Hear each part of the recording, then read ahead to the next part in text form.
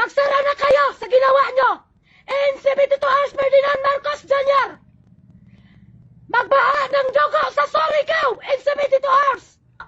Ako ang damputin nyo dahil ako ang nagpirma po para padlakan ang lahat ng establishment kaya in 72 hours. Magpadlak na kayo! Magpadlak na kayo! Dinampot nyo ang aking member opisyal! Gusto nyo magbaha ng dugo! Tandaan nyo to! Kayo lahat dito sa Surigao, magsara na kayo in 72 hours! Magsara na kayo sa ginawa nyo! In 72 hours, Ferdinand Marcos Jr. Magbaha ng dugo sa Surigao in 72 hours! Kung gusto nyo ng kapayapaan, bumaba ka dito, Ferdinand Marcos Jr. President. Sige, gamitin nyo na lahat ng forces nyo dito. In 72 hours na to!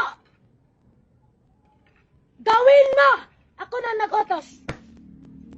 Gawin nyo in 72 hours na hindi nila palalabasin yung taong yan.